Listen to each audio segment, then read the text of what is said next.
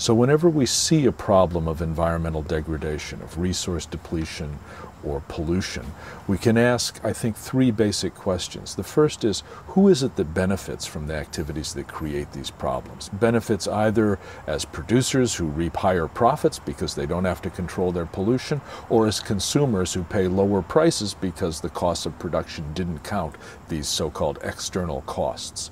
Who benefits? If nobody was benefiting, there wouldn't be a problem. Those activities wouldn't exist. Somebody's benefiting, or at least believes that they're benefiting from these activities. Otherwise, they wouldn't pursue them. The second question is, who bears the costs? Who is it that's being harmed by these activities? Could be current generations, could be future generations, could be both. If nobody was being harmed, then at least from the economic standpoint, from the standpoint of long-term human well-being, there wouldn't really be a problem. It wouldn't be a concern. So whenever there's a problem, you can ask who benefits, who wins, who's hurt, who loses, and then the third question is who decides? Why is it that those who benefit are able to triumph, to prevail in contests over what should be done vis-a-vis those who are on the losing side, so those who bear the costs. So those are the questions that have framed a lot of the work I've done on environmental issues. And I think from the standpoint of understanding what really happens in the world, not only what should happen, but what does happen, it's very important to bring the who dimension of the story into the picture. Because when we look out at the landscape of environmental quality, even though we all live in one planet and it's all one Earth and in the end we're all in the same boat, etc., it turns out that in this boat, some passengers, so to speak, are riding in first-class cabins and others are in steerage, right?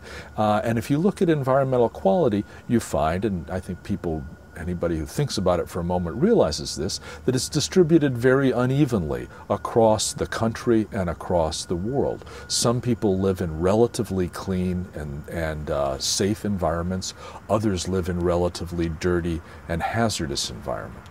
And so that disparity in terms of the environmental quality that different people and different communities can attain is what underpins concerns about environmental justice. The underlying premise of environmental justice is that the right to a clean and safe environment is a right. It's not a privilege that should be allocated on the basis of political power. It's not a commodity that should be allocated on the basis of purchasing power. It's a fundamental human right. And indeed, if we look at the constitutions for many countries and many states, including my own state, the Commonwealth of Massachusetts, there is explicit language in these foundational legal documents that asserts that the right to a clean and safe environment is common to all. It's not something that should be preferentially allocated to one group as opposed to another group, either by virtue of government decisions or by virtue of market purchasing power.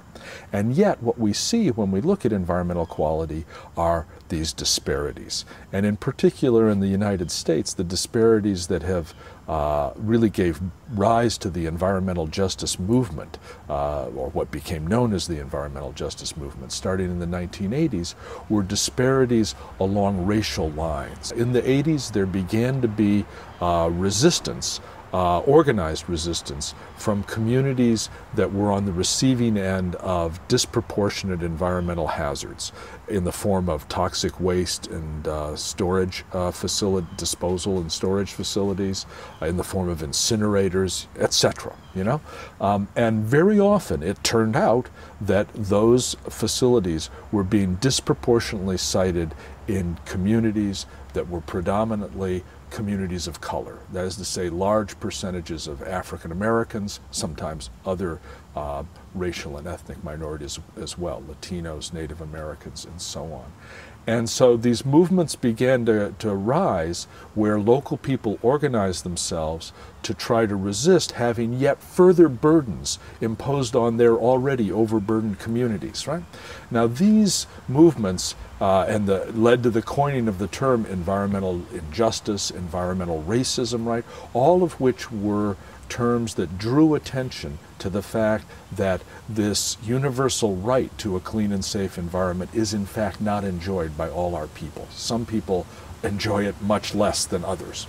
And what it of course sparked were efforts to try to discover whether these were simply anomalous cases, that in this particular metropolitan area you happen to have a lot of the facilities located in these communities, but perhaps in another area they're in predominantly rich white communities. Who knows, right? And so efforts began to be made by researchers.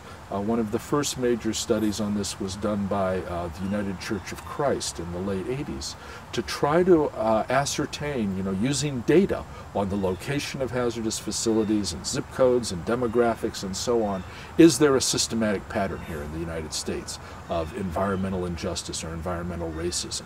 And the findings that came out from those studies began to indicate that yes, there was something systematic going on, that this wasn't just one-off cases, but that if we looked across the country, you could see a systematic pattern. What we have been doing, among other things, to work on these issues in the last few years is we've been trying to look into the differences in performance by corporations, by producers in the United States.